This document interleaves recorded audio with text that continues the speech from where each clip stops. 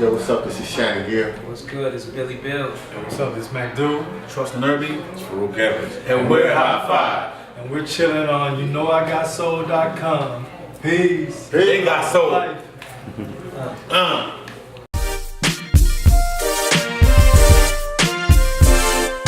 You know I got Soul here with High Five.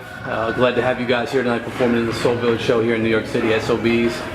First, want to talk about the new single you have out. You just released the video for Kit Kat. Tell us about the song and the video. Oh man, the song came up in a writing session a while back with my partner Brian Adams and myself, producer Sheldon Good, and we felt it was the right song for High Five, and we got to it. We got in the studio, and then everything just kind of snowballed and evolved from there. The storyline from the video. Trust to put out there to a magnificent director, Jordan Baptiste, and we made it happen. And is this going to lead to a new album, or what do you got in the works? Yeah, definitely new projects in the works, new songs, new singles. So we're just on the grind, trying to make this comeback a real viable situation. Right. Can you talk about the comeback a little bit and what's gone into it, and I guess how much of a challenge it's been? It's definitely been a challenge, you know.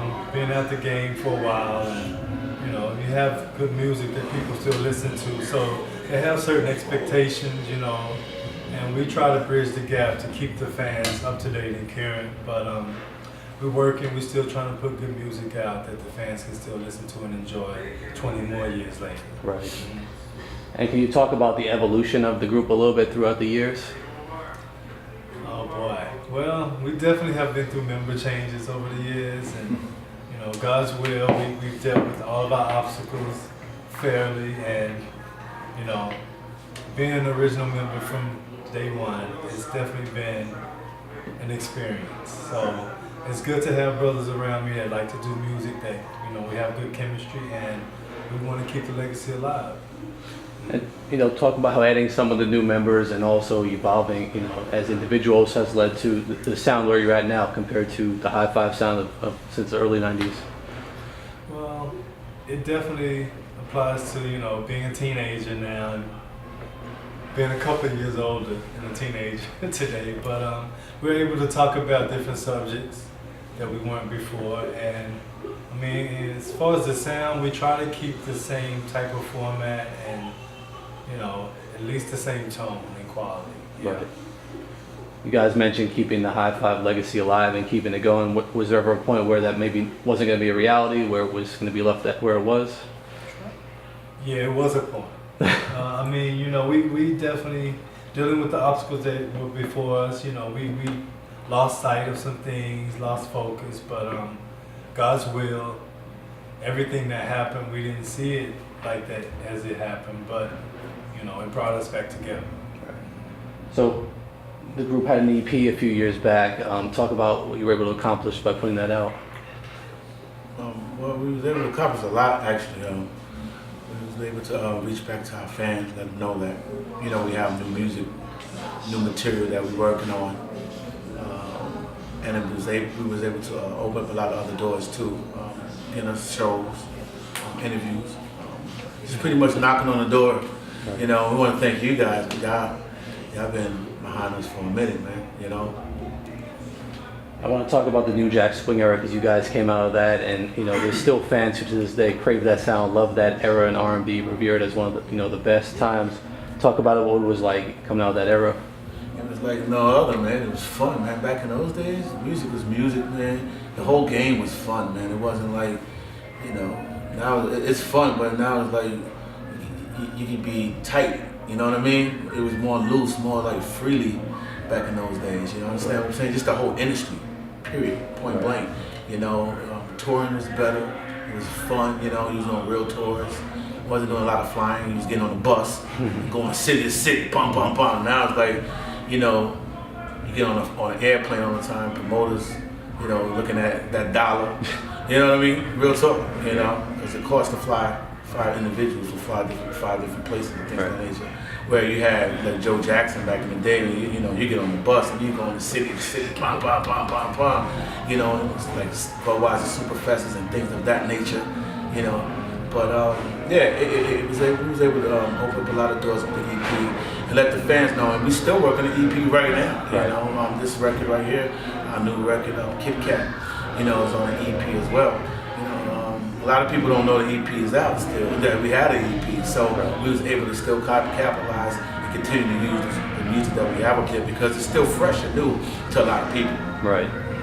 What's it been like working this project? I mean, compared to, you know, working an album back in the 90s, how much have you had to adapt to, you know, the new technologies and the new way of the industries? I mean, we still adapting, you know, the technology changed like that, you know what I mean? So it was different. I mean, we were signed to Jive Records, RCA too, you know? So those are real big major companies, you know? Right now we're not, you know, we're independent. We're Bronx Most Wanted Entertainment. That's all the work. Yeah. So now I get a chance to realize and see all the work that's done, you know, behind the scenes to making it happen and all the money it costs too. Right. It's a lot of money. It's big money. It's big business, big money, man. Big money. A lot of money. Yeah. So being successful in that New Jack Swing era, how important is it to keep some of those elements in your music as you move forward? Very important. Very important. I mean, well, we have our own style, so we try to but we like to make sure that we stay with it. You know, we're updated a little bit. You know, to stay within the times, you gotta add a little bit of something from the future. Right. You know what I mean? But for the most part, the way we record everything, we keep it the way we've done it back then. That's why we get that sound. When you hear our music now, people are like, oh, it still got that kind of vibe to it because we keep it high five, you know. I guess how special is it to you guys that here we are, you know, a few decades after your debut, that you're still in demand, people, R&B fans still want to hear from you guys, and you're still here, you know, doing your thing. It's just a blessing. Yeah, it's a great feeling, I mean, back to what you're saying, like, we like to take our fans back to when New Jack Swing was first introduced and you heard that sound and, you know, the feeling that you get from it. So, you know, that's what we want to do is take them back to a good place, and hopefully they can forget some of the adult things that we're going through at the time.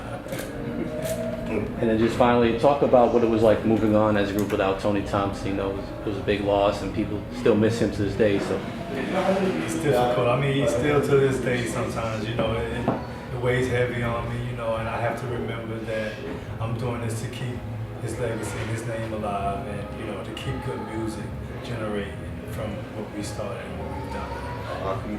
Yeah, it's very difficult, you know, because, you know, there's a brother, a family member, you know what I mean, that passed on, you know.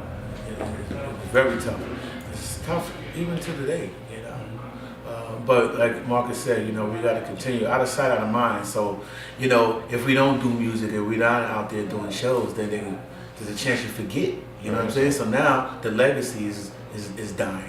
You understand what I'm saying? So that's not cool. So we have to keep on putting out music so that the legacy continue. His legacy, our legacy, because we all have individual legacies. I have a legacy. You understand what I'm saying? He has a legacy. Every one of us got a legacy. So we have to continue. And High Five is part of my legacy, our legacy. You know, so just to fall back on and just let that, you know, just sit there and don't do nothing. What is an injustice to us and it's an injustice to the fans who helped make us number one, you know what I'm saying? And they still around, so we owe it to the fans to continue to do the music, because if it wasn't for them, we wouldn't be here. And it's an injustice to Tony as well, because that was his dying wish. That was his last wish. Yeah, people don't even remember that. Yeah. Like we talked about that on Sunday. Before he passed away, we was working on the High Five album. So that's another reason why. You know, I can't stop it because of the fact that was his last wish. It wasn't his wish, but that's what we was working on. So it's only but right to continue to do that. it's amazing. Yeah. Anything you guys would like to add? We want to thank you, man, for your time. And, you know, and thank all the fans and, you know, you got soul and all that. It's just, Shout out to SOBs. Make sure you reach out to us on Facebook, Twitter, and Instagram. Yeah. Official High Five. Well, YouTube, check out the new video, Kit Kit Kat. Kat. Yeah. Make sure you click on Bronx Most Wanted with it. Yeah. That's the channel.